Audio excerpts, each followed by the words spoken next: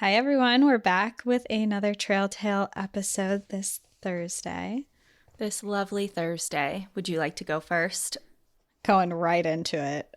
Yeah. We mean business today. We have stories to tell, and we are telling them immediately.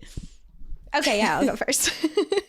Sorry, you just threw me off for a second. I'm like, oh, okay. We were talking a little bit before this. So I guess we're ready. Okay. Mine doesn't have a title.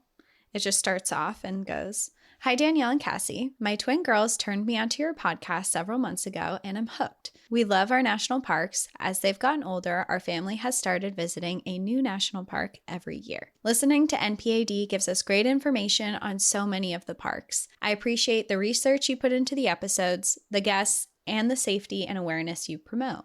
Thank you. I've listened to about 8 trail tales so far and started to think if I had any to share based on my years of hiking and was coming up empty, until I remembered a one-day trip to Rocky Mountain National Park. I've lived in North Carolina for about 30 years and work in a cardiopulmonary rehab program. In the mid to late 1990s, I was sent to a national conference in Denver. I think this was towards the end of September. At that point, the only national park I had been to was the Great Smoky Mountains. I've never been to any of the big parks out west. I was excited to go to Denver and just happened to pack my hiking gear with the hope of taking a half day for some hiking. I looked at my conference schedule and was happy to find that I could take a majority of one of the days for exploring. Rocky Mountain National Park was about 1.5 to 2 hours away. So I took my rental car and gear and headed north. I bought a national park map and started driving on the Trail Ridge Road. It's the only main road that seems to go through the park. I remember driving up to about 11,000 feet where I found a trail. I forgot the name, but looking at a map now, it had to have been the Ute Trail. This was a time when there were no cell phones, at least none that I could afford. So information like trail conditions and weather reports were not at your fingertips like they are today. I parked at the trailhead and noticed some cloudy skies. My car was the only one around. No worries. I wasn't going to go for a 10-mile hike. I just wanted to experience some of the Rocky Mountains. As I started up the trail from the road, I noticed a sign that said, "Stay on the trail."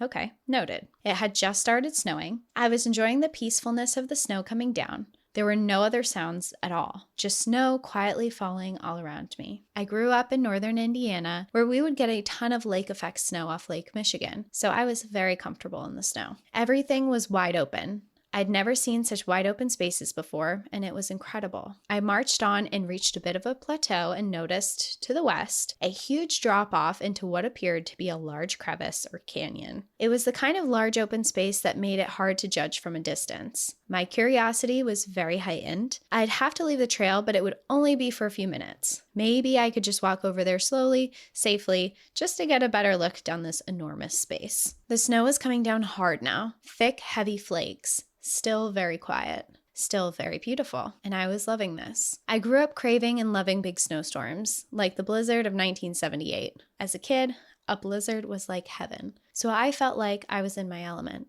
It was probably about 100 yards or so to the drop-off. I kept walking, slowly, taking my time. I was in no hurry today and I wanted to be safe. As I was getting closer to what seemed to be a sharp edge, suddenly I heard a roaring boom and rumbling that was bouncing off the walls of the canyon. This was thunder snow. I'd never heard it before, and I'll never forget it. It was so incredible. Going from this quiet, peaceful hike in the snow to what must have been the start of a big storm. It was such a contrast to what I had just experienced a few moments before. I stopped and tried to process this. I had hiked off the trail towards a big drop-off, and a violent, thundering welcomed me. I took this as a pretty clear sign to get my booty out of there. Not much good was going to come from me continuing to the drop-off. I listened to my gut and turned back toward the trail, suddenly picking up my pace. I suppose I had a bit of adrenaline flowing through my blood. As I reached the trail, I started descending back to the parking area where I could see someone approaching my rental car. It was a park ranger putting a note on my windshield. The ranger was too far away to hear me, but once I got down there and read their note, I was thankful. The note said to get to lower elevation.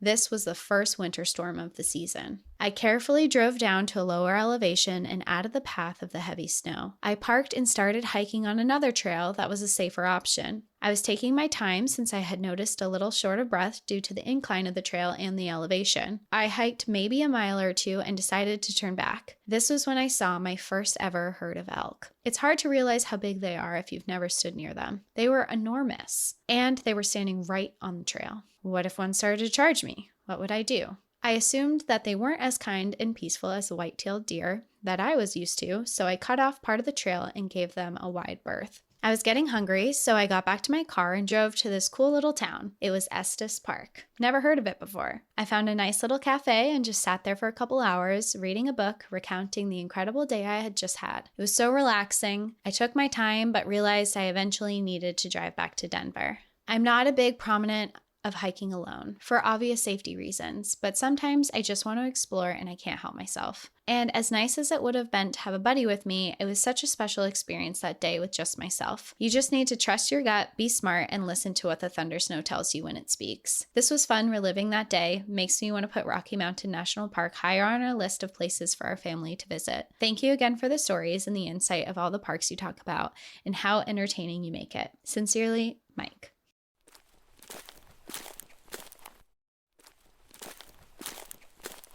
That just brought back a lot of memories from the other week of us together. It's part of why I liked this. It's part of why I liked this trail tale, because Danielle and I not this exact story, but we went into Rocky Mountain National Park. It was not snowing in Denver. We got to Rocky Mountain and there was a full blizzard. They were expecting 10 inches of snow up there. And Al and I, we were in separate cars and we had accidentally gone to the wrong entrance. So we met up with Danielle going across like an overpass that was high elevations. We were in some kind of bad weather and we're like, we're not going back up there. But we met at the other visitor center and we talked to a park ranger who gave us a safer trail at lower elevations to walk for a little while. So it reminded me a lot of our little experience. Well, and the elk comment, obviously I've seen many elk many other times, but I have never seen an elk as big as that one that we saw in Estes in front of the library. I thought it was a statue. Oh, can you post that so everyone can see how big this elk was? Yeah, okay. We stayed in Estes Park and I saw a huge herd of elk and then you just saw one massive. I've literally never seen an elk this giant before. I was like stunned. I really was stunned. Okay, yeah, I'll post it. I remember you being like, how is he carrying those horns on his head? And then we went down a giant rabbit hole of Googling when elk lose their horns and if it's yearly. Yeah, where I was like, how and at what rate do the antlers grow? When do they fall off? I'm like, there is no way this elk shed his antlers and regrew them like this in 1 year. I still don't understand it. But then we Googled it and it did say that they grow an inch a day. So I don't know if there's any elk experts listening to this, like please let us know. Yeah, please clarify. Yeah. Okay, my first story, I should say, is Lost in the Woods and One Four-Legged Trail Running Rescuer. Howdy to everyone, one and all. I'm a longtime listener, first-time writer. Your podcast has inspired me more than anything or anyone to embrace and view the outdoors in a different light, even if that is the dull trails of Florida's capital. And you both cannot fathom how much I owe you for that. In 2020, my border collie and best friend, if I'm honest, Spooky, and I set off on our mission to get fit during quarantine and explore every trail in our area. I really like that name. Spooky. It's cute. Spooky, come here. Yeah, so cute. Being as it was July of 2020 in the swampland of Tallahassee, Florida, the weather was more oppressive than usual. My phone informed me it felt like 99 degrees Fahrenheit with a lovely dash of 100% humidity. It's like being stuck in a dishwasher on a steam heat cycle, to be honest. Sounds horrendous.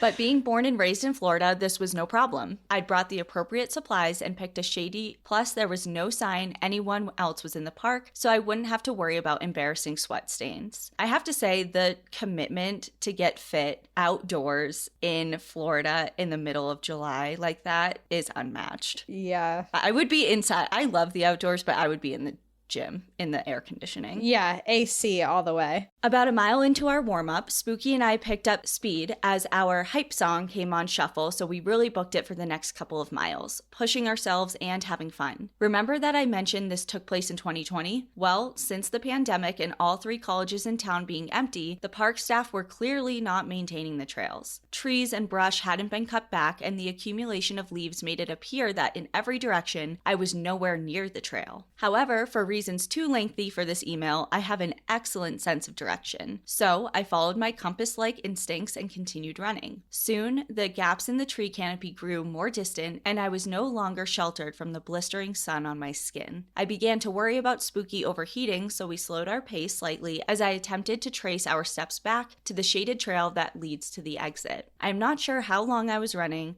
trying to find the trail entrance, but I did begin to panic. Suddenly, my lungs felt extremely restricted. I felt like there was a blade stuck in my chest as my heart swelled up with what I can only describe as a swarm of particularly angry bees. Before I could check my heart rate or grab my phone, I lost all vision. I couldn't see. My hearing was distorted. I was in tremendous and immobilizing pain, and I was struggling to breathe. Having gone through nursing school, aware that no one else was in the park and I couldn't get to my phone, I knew I was in a very, very bad situation. Hunched over, pleading with my eyes to see something, anything, an anxious thought popped into my head. I was going to die alone. Spooky would have to join a coyote pack and a gator would probably consume my sad corpse. I won't lie, I began crying as if I was mourning my impending death. And then I felt a fuzzy body lean its weight against my leg and give me some reassuring licks. It was Spooky. I reached blindly to pet her, but she was gone. Then I felt the slack of Spooky's leash that was secured to my waist begin to tighten, fast and hard. I let Spooky pull me, thinking she smelled something neat, and hey, if I'm gonna die, might as well indulge her. That's when I felt the surface of the trail change from layers of crunchy leaves to compact dirt. Spooky had found one of the only extremely hard to find maintained trails for equestrians. And as she was pulling me down that damn trail as if she were Balto, delivering medication to the needy Alaskans, every so often, she would stop for me to catch my breath and hydrate. Meanwhile, keeping an eye out while encouraging me through gentle kisses and leaning her body against me. I'd like to point out, Spooky has never done anything like this. During one stop, through nonstop pain and vision loss, I realized I was putting complete faith in a dog that is 100% not trained for assisting blind people, let alone performing solo rescue missions. So I lost it again. I know all of this sounds insane, but Spooky knew I was ready to give up. Through hysterical sobs, I held her fur and said to the cruel man in the sky, I just want to go home. I want to go to my car, please. Immediately, Spooky began pushing me to my feet in a bossy way I've only seen when she's herding animals. Faster than our pace before, Spooky was running down the trail, around obstacles, and taking less breaks while pulling me for 3 more miles. Spooky stops pulling me and starts jumping on me, yipping as our feet hit the asphalt on the parking lot. At this point, the chest pain is still present, but I can breathe a bit easier. But most importantly, I can see shapes again, and I see that weird shape that could only be my Prius. Spooky led me back home, just like I asked. She doesn't know and was never taught the words home or car, and we had never run that specific trail before, only a different one in the opposite end of the park. The tests physicians performed after this incident revealed I had a heart disease called supraventricular tachycardia, SVT. A team of cardiologists that treated me all told me something I've known since day one. That dog, Spooky, is my guardian angel. I experienced an SVT attack that escalated into a heart attack that could have killed me. I was only 22 years old at the time of the attack, and I have no disease history in my family, so I hadn't the slightest suspicion. Here's the obligatory part where I preach adopt, don't shop. I adopted Spooky less than 8 hours before she was set to be euthanized. The shelter workers, aware of her bite history, made an exception to let her be adopted because they were astounded that I was the only person that Spooky seemed to trust. I was so lucky to have met the man who rescued her at a dog park. I learned that Spooky was locked in a metal crate outside throughout a Category 3 hurricane with bloody paws showing she tried to dig her way out of the crate, which definitely resulted in more trauma than your average shelter dog. To be blunt, it took Spooky 2 years to accept my long-term live-in boyfriend, while it took me 2.3 seconds through a kennel door. I don't know why she picked me.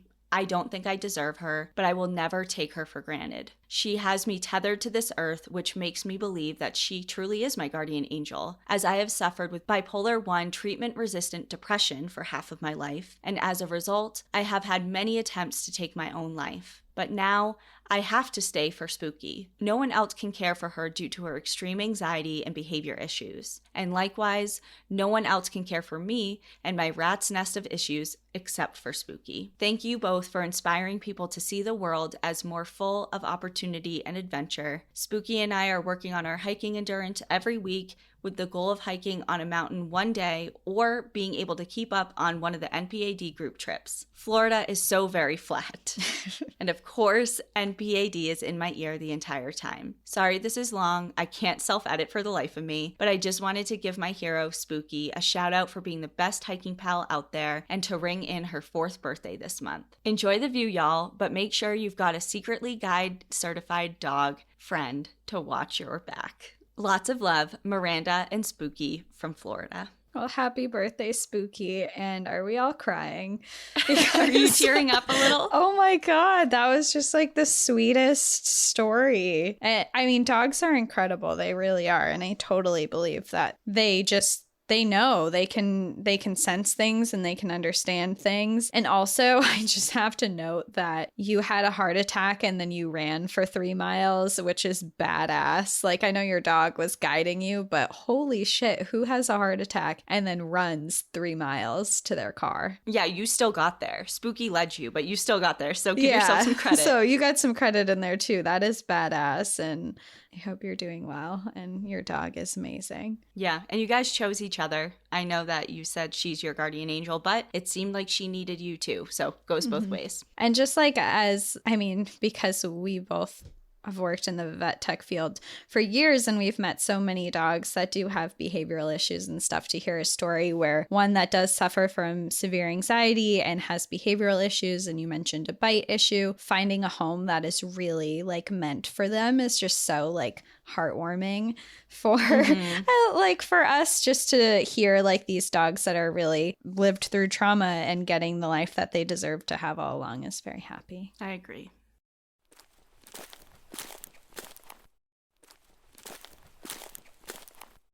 Okay, my next trail tale is different than that one, but I really liked the way that this person wrote their trail tale. And it's titled Trail Tale. Hi, Cassie and Danielle. I am a newish listener to the pod and I absolutely love it. I started listening this past June and then binged the entire thing throughout the summer. I've loved every episode. I've laughed with you, been scared with you, and have grieved deeply for you. It seems like I'm coming back to friends every time I get to listen to a new episode on Mondays to and from work. Here's the thing. I am not a huge fan of the outdoors, and I hate camping. I take my dogs for walks every day, rain or shine, but that's as much as I really feel the need to be outside of my home or other indoor spaces. It sounds like my sister.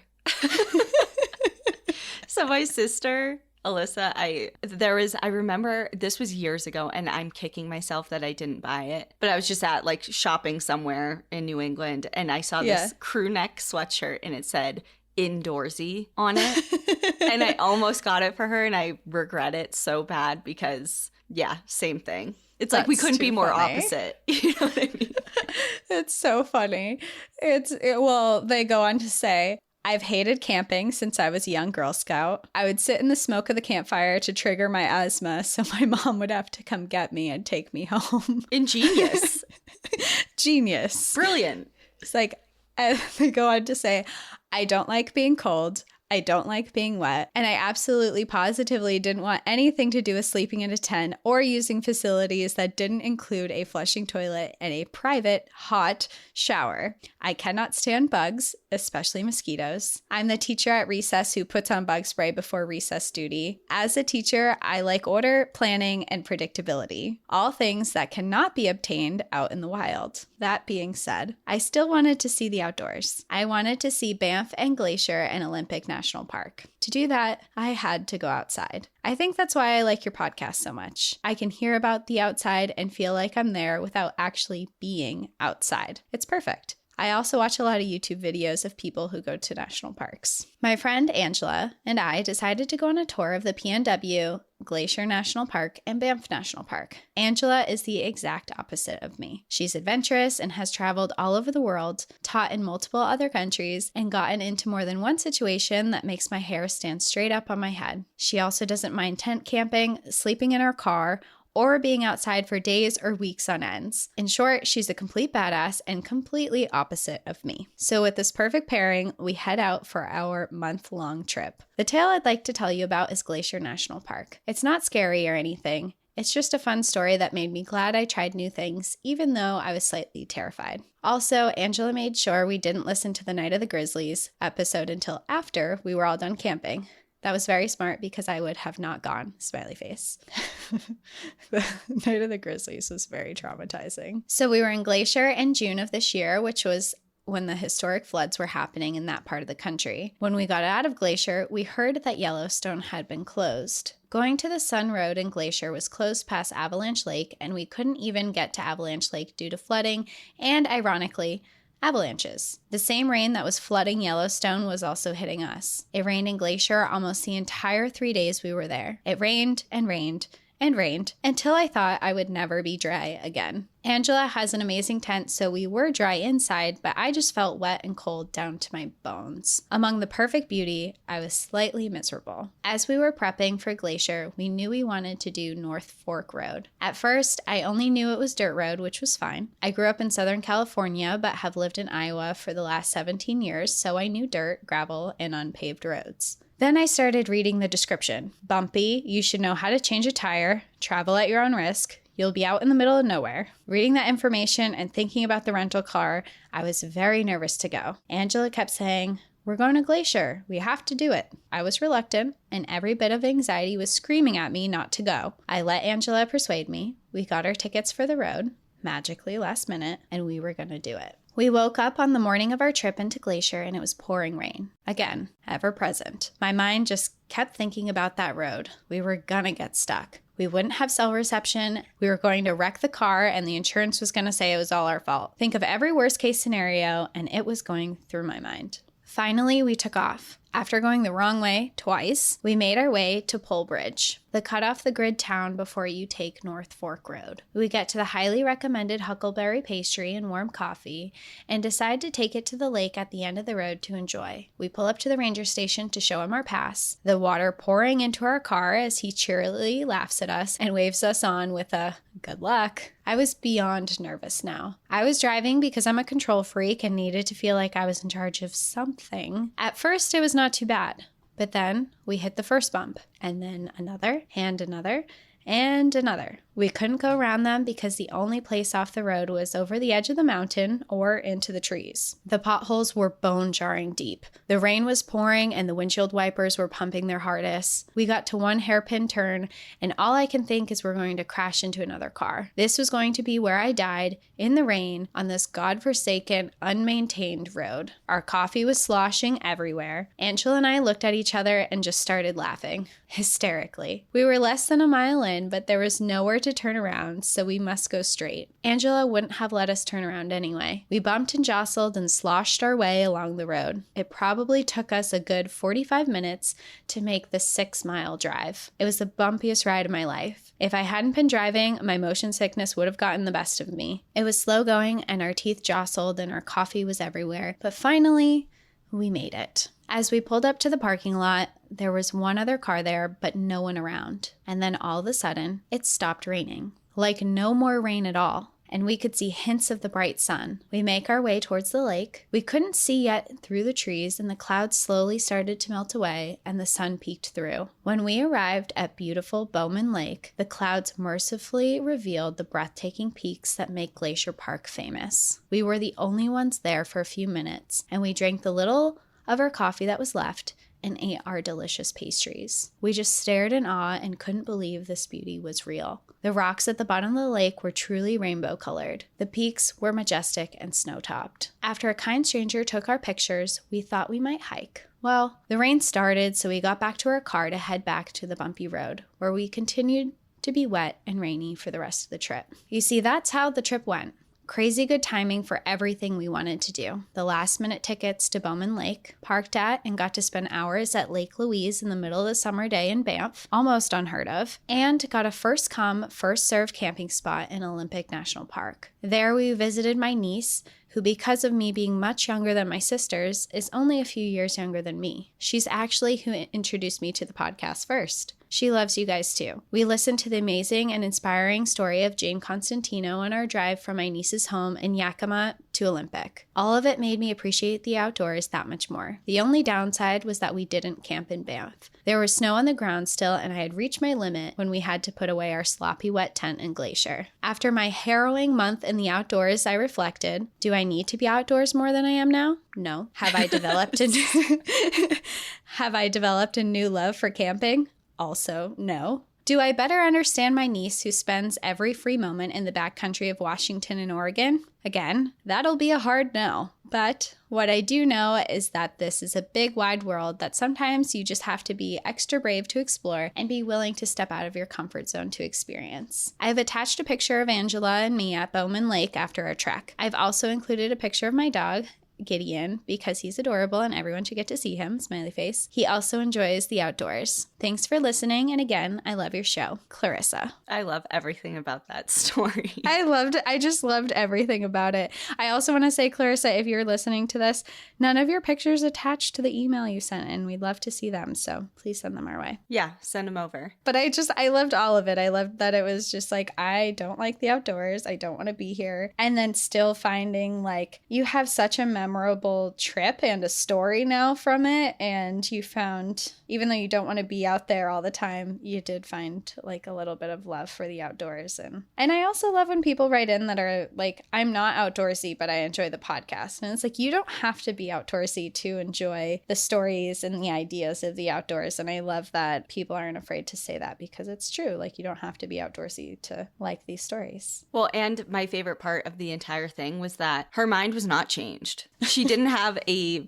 life-altering epiphany or anything. It was just like, yeah, I still, like, I did it, but it's just not for me. And that's like, staying true to yourself. And I love that.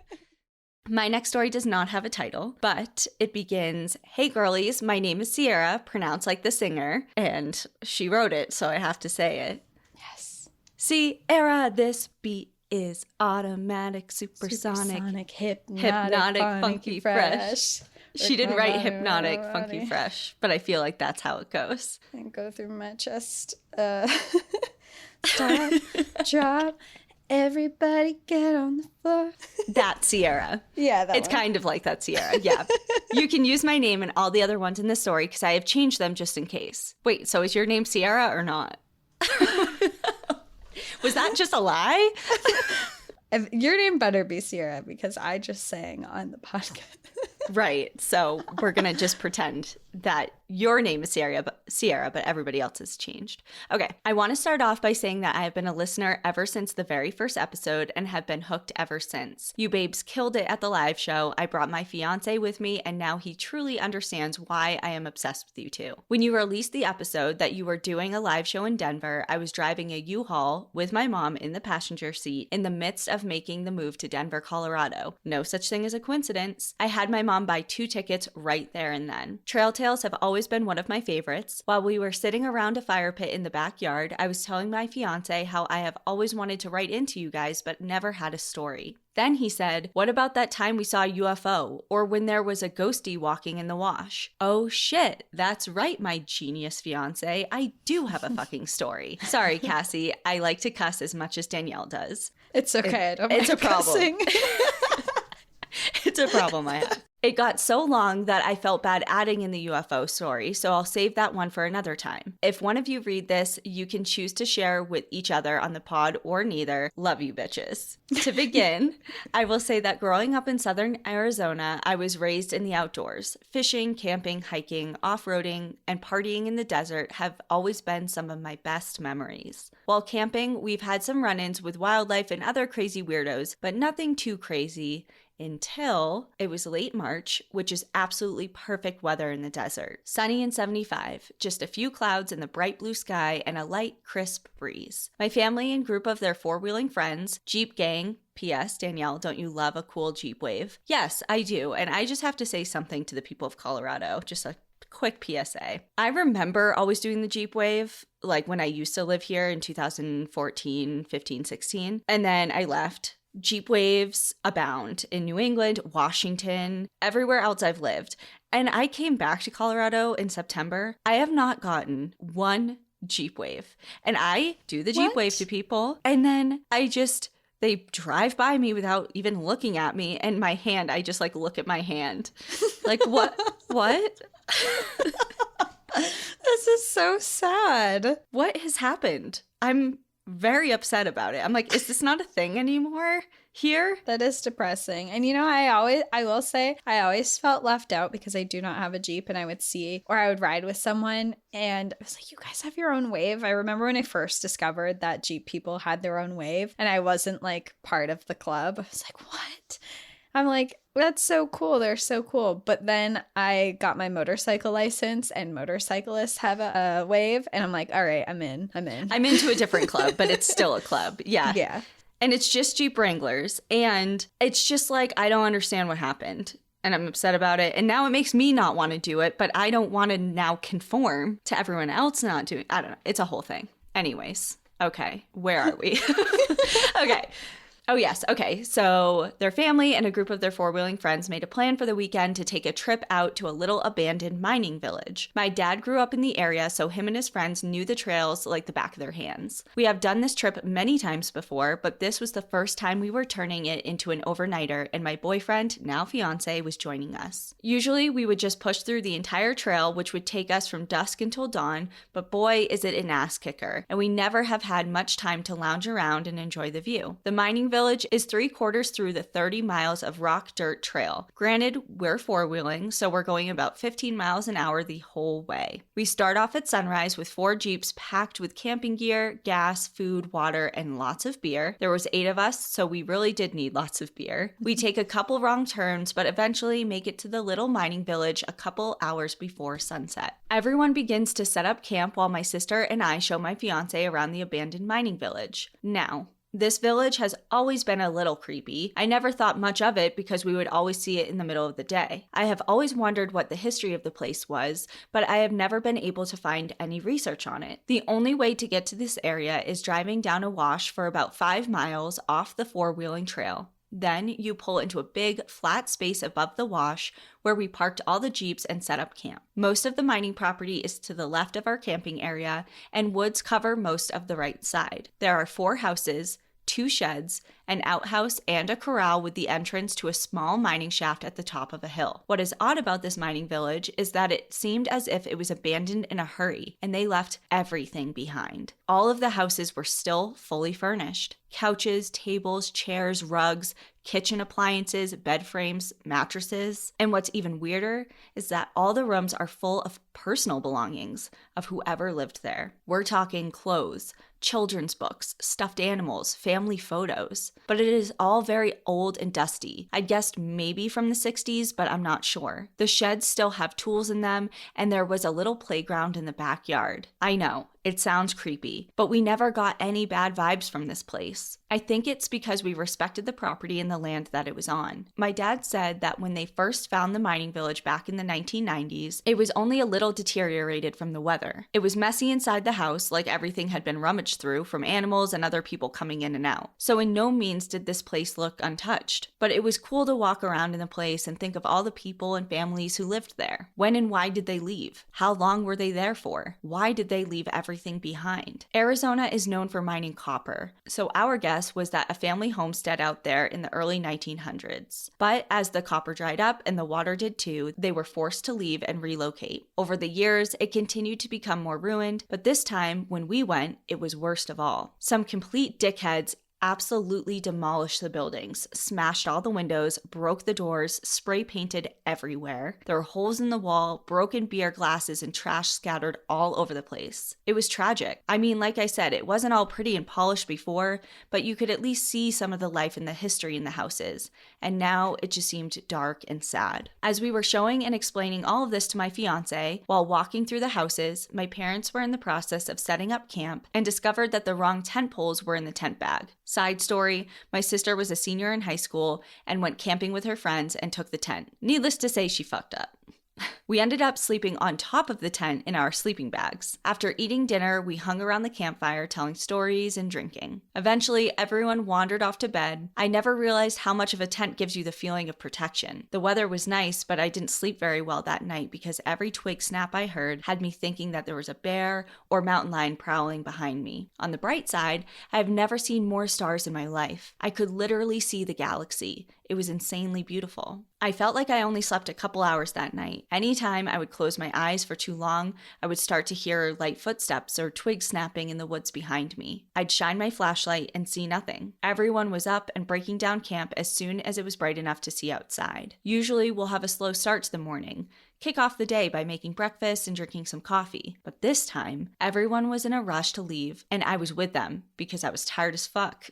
We made our way through the rest of the trail and to the closest gas station to air up our tires and fill up on gas when we all started talking about how creepy that area turned out to be. As it turns out, no one slept well that night. Everyone felt on edge and weirdly paranoid. I told them how I heard footsteps and twigs breaking in the forest behind me, but would turn around and nothing was there. My dad thought he heard a vehicle driving down the wash and went to investigate to find no one in the area. My parents' friend Bob said that he heard someone humming around their tent, but when he went to investigate, no one was outside and no footprints were to be seen. My sister continued to be woken up from nightmares, but all she could remember from them was the feeling of being constricted. But the most spooky story of them all was my parents' friend Joe. He got up to go pee, and as he was standing there, he heard footsteps and grunting in the wash. He looked over and saw a man walking down the wash, away from our campsite. The man was dressed in blue and white striped long johns with no shoes on. Joe started calling the guy, asking if he needed help or if he was lost. The man didn't turn around, stop, or look back at him at all. Joe can hear him mumbling angry under his breath, but is not able to make out any words. So Joe goes to follow him,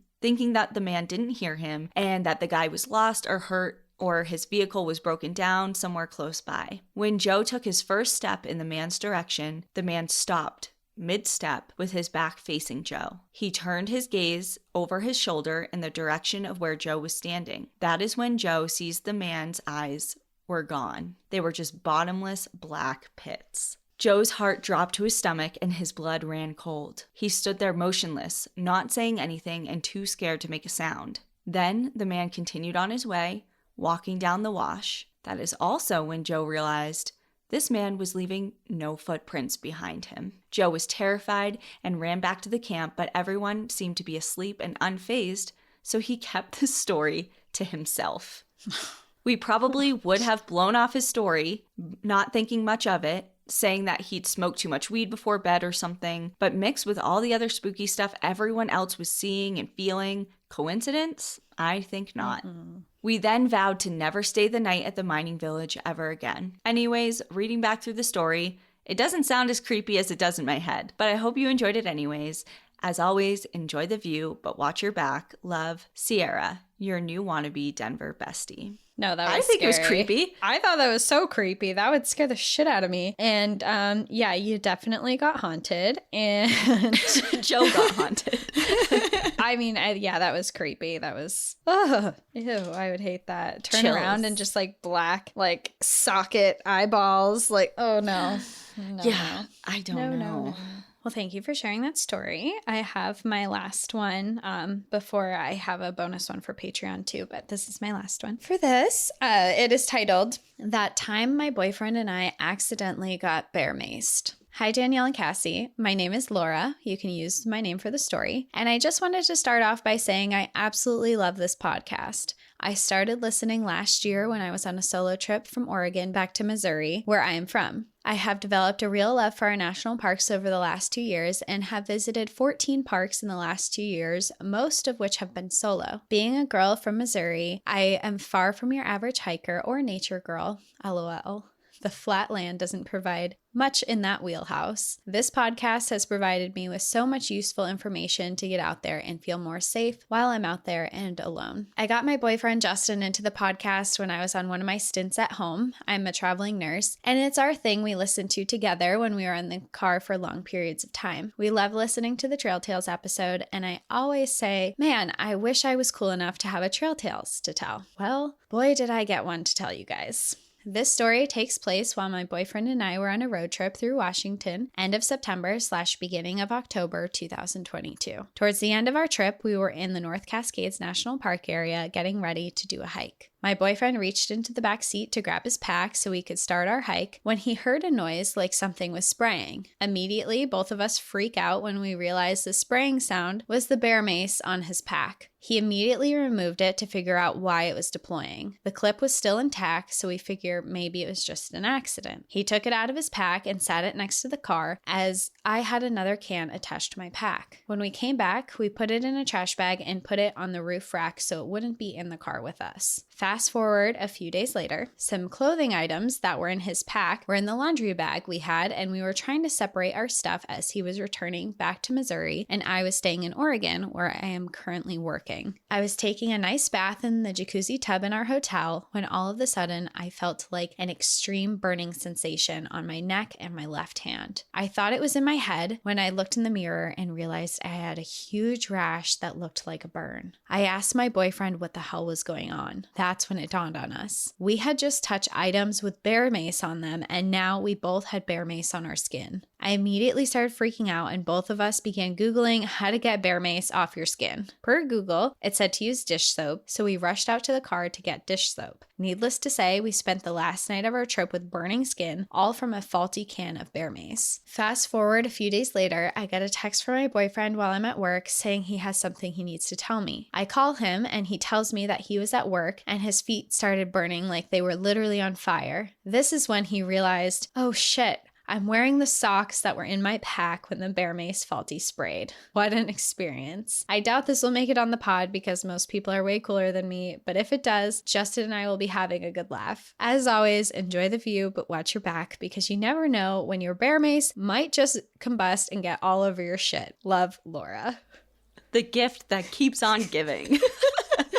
Bear mace. This story reminded me, and I don't know, maybe someone else has seen this video, but you know, on Facebook, there's like these influencer couples who there's lots of different people who do it, but basically they play pranks on each other, and sometimes they go a little too far and people watch it and get a lot of views. Well, this reminded me of this one, and I thought this just like burns in my brain, I think, because it's probably like one of the worst pranks I ever saw someone do on their partner. And this woman, she knew that her partner, every time he would come home from work, the first thing he would do is he would go in the bathroom and he would take a shit. So she covered the toilet paper in mace as his prank. It gets worse. So he like goes into the bathroom and immediately like starts screaming like, oh my God, what is this? I'm burning. And she's like, I don't know. Oh, you know what you need? You need ice. So this girl, she goes in, grabs ice cubes that she had filled with mace and gives them to her boyfriend to start rubbing all over his butt. And then he's screaming, like burning. And then eventually he jumps in the shower and is like, what did you just do to me? I was just like, it was the worst prank I ever saw. But this story just reminded me of it because they kept getting like re-maced with bear spray. And this prank I saw was like the worst thing I've seen someone do to their partner. That's brutal. For a prank, like... No, absolutely not. I mean, I think I've shared this on this podcast before of when it was nowhere near as bad as the prank or this previous story, but when the bear spray went off a little bit in the car with Ian and I, and we were in the middle of nowhere. We didn't have access to dish soap or whatever. So we were just like rubbing snow all over us to get it like off of our hands. And then it got on, I remember like he opened his water bottle to take a sip of like water and he got it on the mouthpiece. So then it was in his mouth. It was like a whole thing.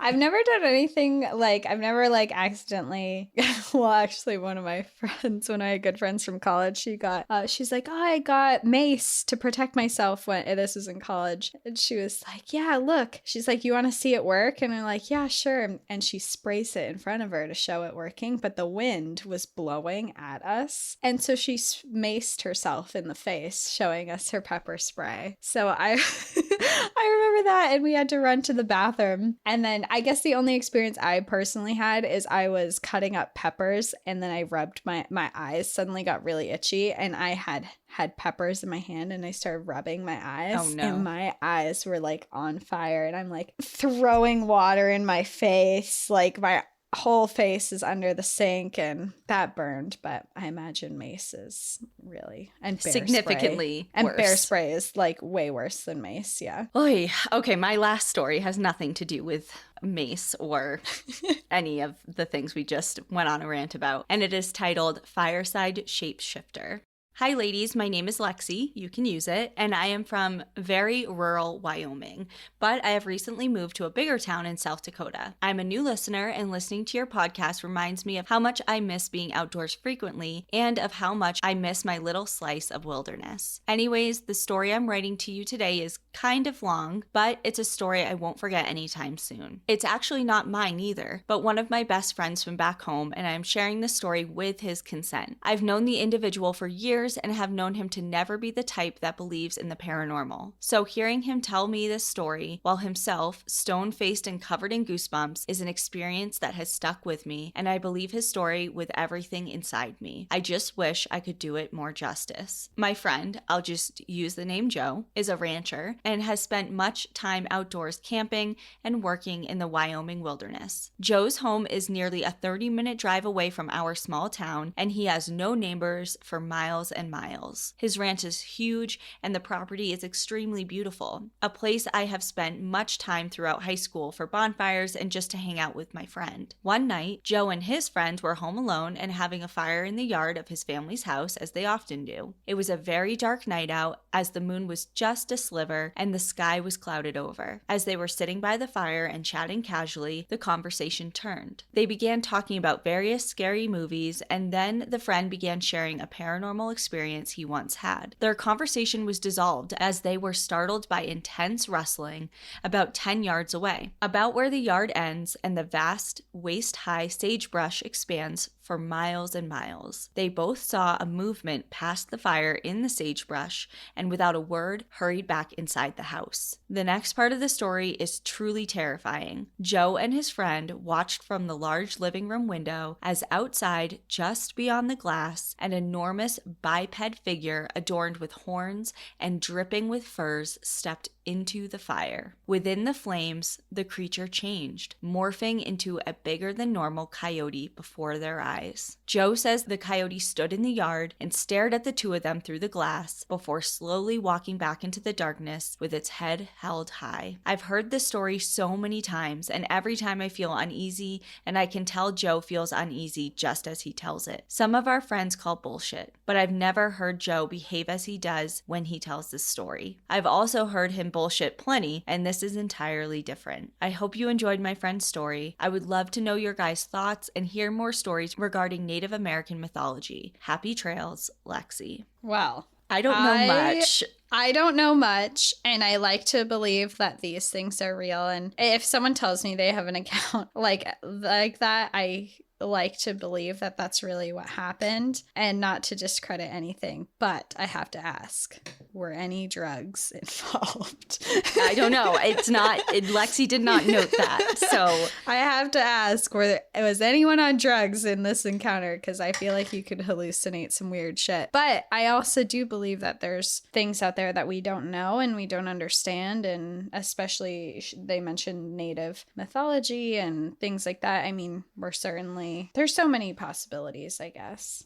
Yeah, and we've had multiple, I think I've mentioned this before, but we've had multiple requests for a particular story Skinwalker. Or legend or, yeah, so yeah.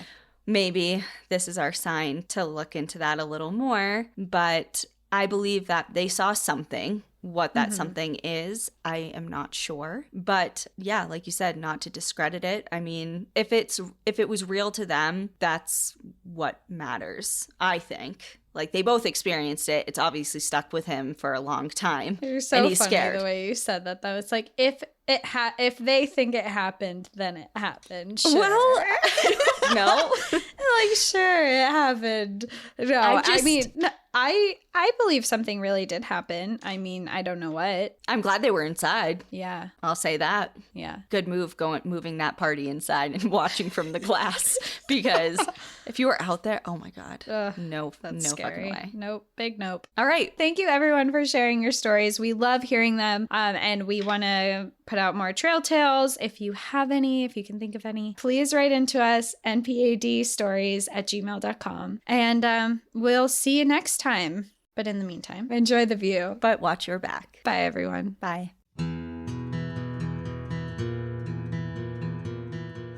Thank you for joining us again this week. If you have a trail tale you'd like to share, send us an email at npadstories@gmail.com. Follow us on Instagram and Facebook at National Park After Dark and on Twitter at NPAD Podcast. Become an outsider by joining our Patreon, where you'll gain access to monthly bonus stories and exclusive content. And remember, when you support our partners, you're supporting our show. To access our special discount codes along with source information from today's episode, check out the show notes. For information on the show, to shop our merch store, sign up for our newsletter, and more, visit npadpodcast.com. And if you're enjoying the show, please rate, review, and subscribe wherever you listen to podcasts.